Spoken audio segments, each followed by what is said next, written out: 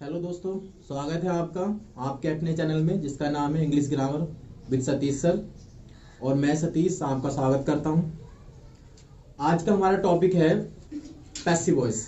Passive voice की मैं पहले ही वीडियो बना चुका हूं, लेकिन आज कुछ इंपॉर्टेंट रूल्स हैं पैसिव वॉइस के, जो कि इंटरमीडिएट की बोर्ड परीक्षा में और चाहे कोई भी कंपटीशन की हो, चाहे वो यूपी टेट हो, सी टेट हो, किसी भी लेवल की परीक्षा हो, हर एक परीक्षा में ये एग्जाम्पल जो मैं कराऊंगा, आज जो रूल्स बताऊंगा पैसिव वॉइस के, ये बहुत ही जो है इम्पोर्टेंट सिद्ध होंगे।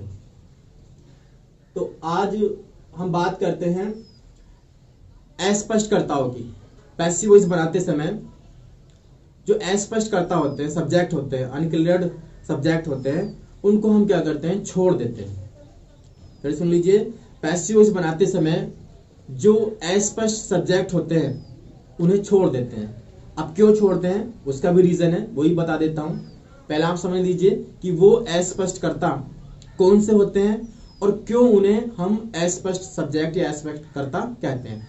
तो देखिए, वे ये हैं circumstances, someone, somebody, no one, none, nobody, audience, one, pupil, public, etc। इसके अलावा और भी हो सकते हैं। तो ये क्या हमारे अस्पष्ट सब्जेक्ट हैं। अब ये अस्पष्ट सब्जेक्ट क्यों हैं? देखिए, सर्कमस्टेंसेस, सर्कमस्टेंसेस का मतलब होता है दशा या परिस्थिति।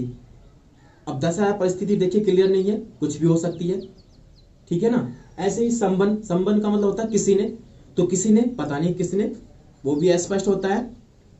समबॉडी भी क्या होता है, किसी ने, कोई। नो वन माने कोई नहीं। एंड नन भी, नन और नो वन एक ही होता है। नोबॉडी भी यही होता है, तीनों सेम है ये। ऑडियंस, ऑडियंस माने होता है श्रोतागण, यानी सुनने वाले। तो सुनने वाले पता नहीं कौन है, यानी कितने हो सकते हैं, डेफिनेट नहीं होता। इस वन माने कोई, पीपल माने लोग, एंड पब्लिक माने पब्लिक। तो ये सब क्या है, हमारे अस्पष्ट सब्जेक्ट है, जिनमें हम डेफिनेट नहीं होते कि कौन सा काम किसने किया है, ठीक है ना। तो जब हम पैसिव वॉइस बनाएंगे तो इन सब्जेक्ट्स को हम क्या कर देते हैं, छोड़ देते हैं।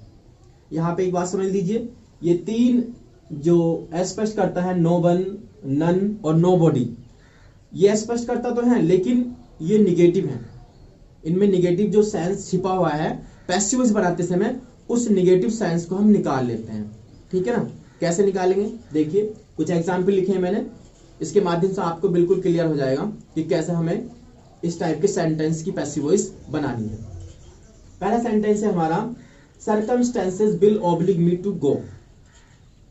परिस्थितियां विल ऑब्लिग, ऑब्लिग का मतलब होता है बाध्य करना, बाध्य करेंगी, मजबूर करेंगी। मी माने मुझे, टू गो माने जाने के लिए। परिस्थितियां मुझे जाने के लिए बाध्य करेंगी। तो यहाँ पे हम थोड़ा सा पीछे चलते हैं और पैसिव वॉइस के जो बेसिक रूल्स हैं मैं वो बता देता हूं आपको।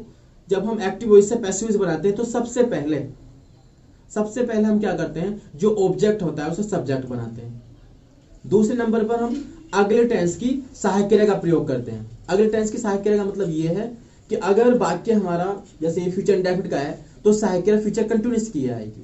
वाक्य पास्ट इंडेफिनिट का है तो सहायक क्रिया पैसिव वॉइस बनाते समय पास्ट कंटिन्यूअस की आएगी। वाक्य प्रेजेंट परफेक्ट का है तो पैसिव वॉइस बनाते समय सहायक क्रिया जो आएगी वो प्रेजेंट परफेक्ट कंटिन्यूअस की आएगी, यानी एक अगले टेंस की सहायक क्रिया का प्रयोग करते हैं, ठीक है ना। तीसरे नंबर पर हम क्या करते हैं, हमेशा अगर पैसिव वॉइस बननी है तो हमेशा मेन वर्ब यानी मुख्य क्रिया क्या लगाते हैं, थर्ड फॉर्म लगाते हैं। और चौथे नंबर पर क्या करते हैं, कर्ता को कर्म बनाकर, अगर कर्ता कर्म बन जाए, कर्ता को कर्म बनाकर वाक्य के अंत में 22 से जोड़ते हैं। लेकिन ये 22 से जो जोड़ते हैं ये निश्चित नहीं होता कि 22 से जोड़ेगा, और भी बहुत सारे चीजें होती है जिनसे कर्ता को कर्म बनाकर वाक्य के अंत में जोड़ा जाता है, ठीक है ना। वो सब बताऊंगा आपको। तो ये सेंटेंस है, circumstances will oblige me to go. परिस्थितियां मुझे बाध्य करेंगी, टू गो माने जाने के लिए। तो यहाँ पे जो हमारा ऑब्जेक्ट है उसको हम सब्जेक्ट बनाएंगे। ऑब्जेक्ट हमारा मी है तो मी से सब्जेक्ट क्या बन जाएगा, आई। टेंस हमारा क्या है, फ्यूचर इंडेफिनिट है तो सहायक क्रिया जो आएगी वो एक अगले टेंस की आएगी, फ्यूचर कंटिन्यूअस की। और फ्यूचर कंटिन्यूअस में सहायक क्रिया आई के साथ क्या लगेगी, शैल बी। क्या लगेगी, शैल बी। दो सहायक क्रिया होती है फ्यूचर कंटिन्यूअस में, विल बी और शैल बी। आई बी के साथ शैल बी आती है और अदर सब्जेक्ट के साथ विल बी आती है। तीसरे नंबर पे क्या आएगी, मेन वर्ब की थर्ड फॉर्म। मेन वर्ब क्या है, ऑब्लिक, तो ऑब्लिक की थर्ड फॉर्म क्या होती है, ऑब्लिक। बस हम डी जोड़ देंगे, टू गो ऐसी रहेगा।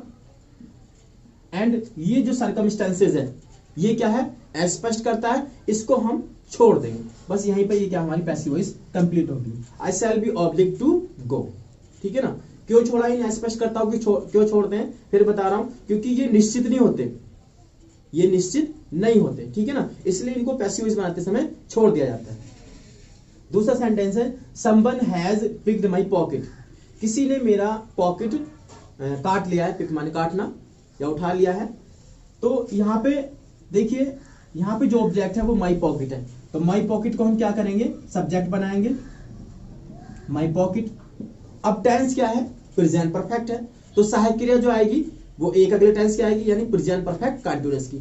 और प्रेजेंट परफेक्ट कंटीन्यूअस में एक वचन सब्जेक्ट के साथ, यानी एक वचन कर्ता के साथ सहायक क्रिया क्या आती है, हैज बीन, ठीक है। बहुवचन कर्ता के साथ हैज बीन आती है और एक वचन कर्ता के साथ हैज बीन आती है। तीसरे नंबर पर क्या करेंगे, वर्ब की थर्ड फॉर्म लाएंगे। पिक्ड जो है ये ऑलरेडी क्या है, थर्ड फॉर्म है, तो इसको हम पिक्ड का पिक्ड रहने देंगे। और ये जो संबंध है ये क्या है, अभी बताया, स्पष्ट करता है, तो इसको हम छोड़ देंगे। तो बस यहीं पर हमारी क्या होगी, पैसिव वॉइस कंप्लीट होगी। My pocket has been picked, ठीक है। नेक्स्ट सेंटेंस है no one had ever thought of such a thing. No one माने किसी ने नहीं, हैड एवर थॉट कभी सोचा था, सच ए थिंग ऐसी चीज, किसी ने कभी ऐसी चीज नहीं सोची थी। तो यहाँ पे जो हमारा ऑब्जेक्ट है जिसको हमें सब्जेक्ट बनाना है वह है सच ए थिंग।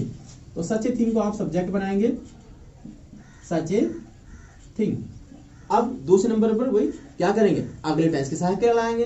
टेंस हमारा है पास्ट इंडेफिनिट, तो सहायक क्रिया आएगी पास्ट परफेक्ट टेंस है, तो सहायक क्रिया आएगी पास्ट परफेक्ट कंटीन्यूअस की।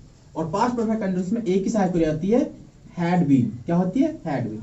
लेकिन देखिए ये जो हमारा स्पष्ट करता है इसमें नोट छिपा हुआ है, तो वो जो निगेटिव सेंस है वो हम निकाल लेंगे।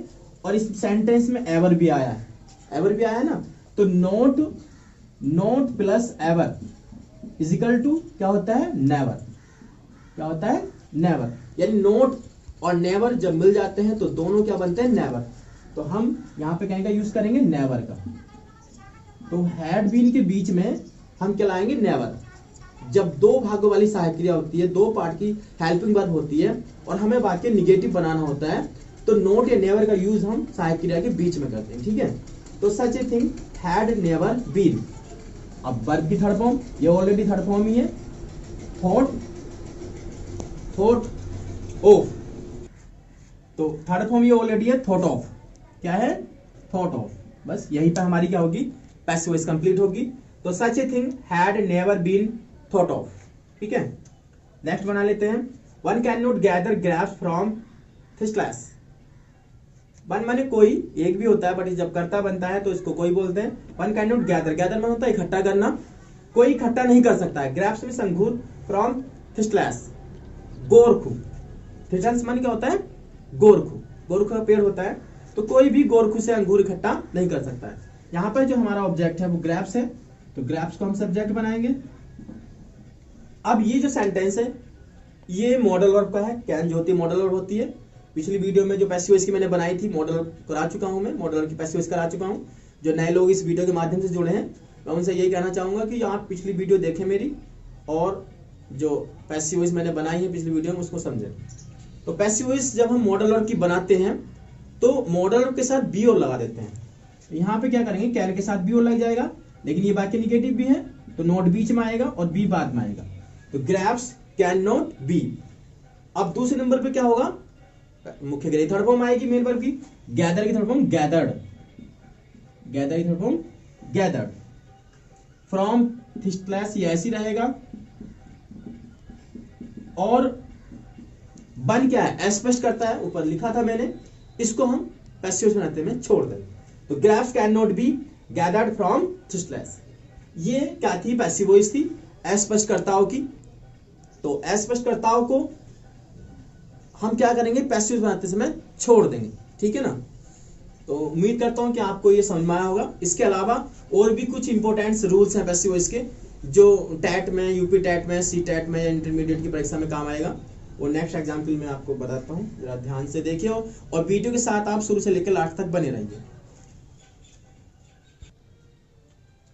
तो ये कुछ और एग्जाम्पल हैं दोस्तों, जिसमें कुछ अलग अलग तरीके से जो है पैसिव वॉइस बनाई जाएगी। जैसे पहला एग्जाम्पल है, द जज suspected that someone had bribed the witness. जज ने संदेह किया कि किसी ने गवाह को रिश्वत दी थी।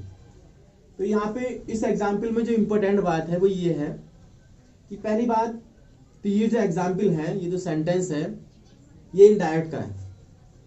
दो सेंटेंस है इसमें, जब दो सेंटेंस आए इनडायरेक्ट में आए तो हम पैसिव वॉइस कौन से सेंटेंस के बनाएं, कौन से भाग के बनाएं।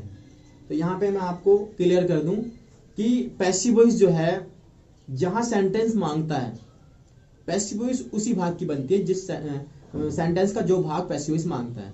ऐसा नहीं कि इसमें दो सेंटेंस है, एक तो ये है द जज सस्पेक्टेड और एक ये है someone had bribed the witness, की दोनों भागों की पैसिव वॉइस बनेगी।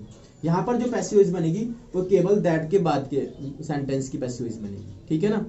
बाकी पोर्शन ऐसी रहेगा, तो ये हम ऐसे लिख देंगे, द जज सस्पेक्टेड दैट। अब ये जो sentence someone had bribed the witness, इसकी पैसिव वॉइस बन जाएगी। यहाँ पे देखिए ऑब्जेक्ट है विटनेस, तो विटनेस को सब्जेक्ट बनाएंगे, द विटनेस। अब अभी बताया था मैंने आपको कि अगले टेंस की सहायक क्रिया प्रयोग करेंगे। टेंस है ये पास्ट परफेक्ट, तो सहायक क्रिया आएगी पास्ट परफेक्ट कंटीन्यूअस की, और पास्ट परफेक्ट कंटीन्यूअस में सहायक क्रिया होती है हैड बीन, ठीक है। तीसरे नंबर में मेन वर्ब की थर्ड फॉर्म, मुख्य क्रिया यहाँ पे ब्राइब्ड है जो ऑलरेडी क्या है थर्ड फॉर्म है, तो ब्राइब्ड का ब्राइब्ड आ जाएगा। और ये जो संबंध है ये क्या है, स्पष्ट करता है, अभी बताया था आपको। इसको हम क्या करेंगे, ड्रॉप कर देंगे, छोड़ देंगे पैसिव वॉइस। ये जो है हमारी पैसिव वॉइस बनेगी, द जज suspected that the witness had been bribed, ठीक है। नेक्स्ट सेंटेंस है, इन बाकी चार सेंटेंस में अलग अलग रूल लगे हैं। एवरीबॉडी नोज हिम, प्रत्येक उसे जानता है, तो यहाँ पे हमारा ऑब्जेक्ट है हिम, हिम से हमने सब्जेक्ट बना लिया ही। टेंस हमारा प्रेजेंट है, तो सहायक क्रिया आएगी अगले टेंस की, यानी प्रेजेंट कंटीन्यूअस की, और प्रेजेंट कंटीन्यूअस में एक वचन कर्ता के साथ सहायक क्रिया क्या आती है, इज।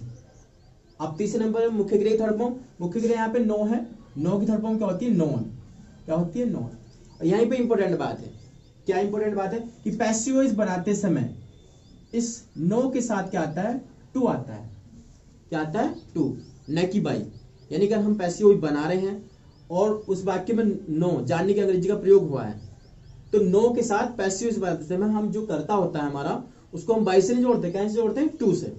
तो यहाँ पे क्या हो जाएगा, he is known to everybody, everybody.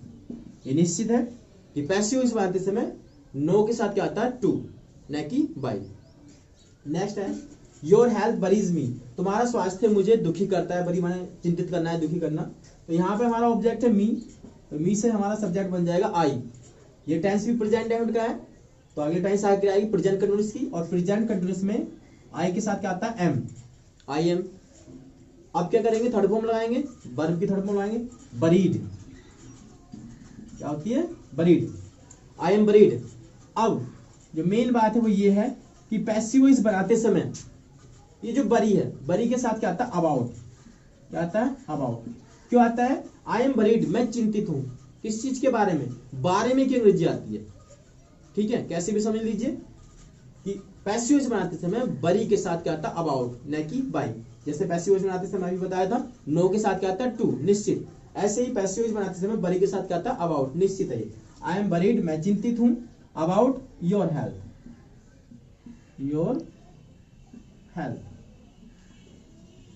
Your behaviour has astonished me, तुम्हारे व्यवहार ने मुझे, एस्टोनिश कहते हैं चकित करना, चकित किया है। यहाँ पे हमारा ऑब्जेक्ट मी है, तो मी से यहाँ पे हमारा सब्जेक्ट बन जाएगा आई। अब दूसरे नंबर पर क्या करेंगे, अगले टेंस सहायक क्रिया लाएंगे। टेंस हमारा प्रेजेंट परफेक्ट है, तो सहायक क्रिया आएगी प्रेजेंट परफेक्ट कंटीन्यूअस की, एक अगले टेंस की। और प्रेजेंट परफेक्ट कंटीन्यूअस में आई के साथ क्या आएगा, हैव बीन, क्योंकि आई को क्या माना जाता है, बहुवचन, आई हैव बीन। अब तीसरे नंबर क्या आएगी, थर्ड फॉर्म, एस्टोनिश्ड, जो कि ऑलरेडी थर्ड फॉर्म है, आई हैव बीन एस्टोनिश्ड। अब जो मेन बात है वो क्या है कि पैसिव वॉइस बनाते समय एस्टोनिश्ड के साथ क्या आता है, एट, निश्चित है।